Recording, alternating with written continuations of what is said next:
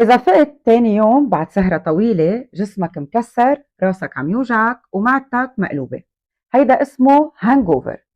خليني أفسر لك ببساطة شو يعني هانجوفر وليش بيصير هيك بالجسم. الهانجوفر هو مجموعة عوارض نفسية وجسدية تظهر بعد ما يخلص مفعول الكحول من الجسم، وممكن تضل 24 ساعة أو أكثر.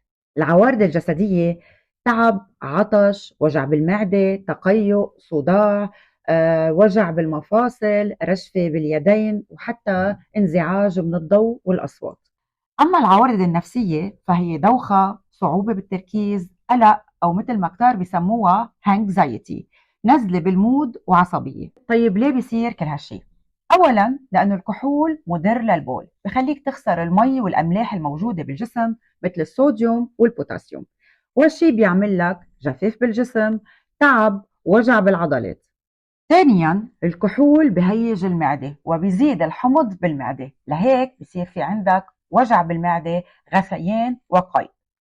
ثالثا الكحول بحرك الالتهابات بالجسم عن طريق مواد اسمها سيتوكين، وهالشي بخليك تحس بتعب، وجع راس، ودوخة.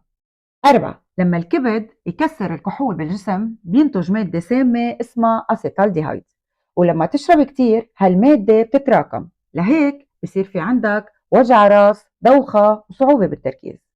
خمسة الكحول بينزل السكر بالدم، لهيك بصير في عندك وجع بالعضل وتقلب بالمزاج.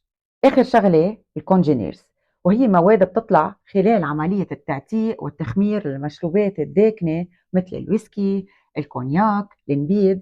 لهيك الهانجوفر فيها أقسى من المشروبات الفاتحة أو الشفافة مثل الفودكا والجن والتكيلا.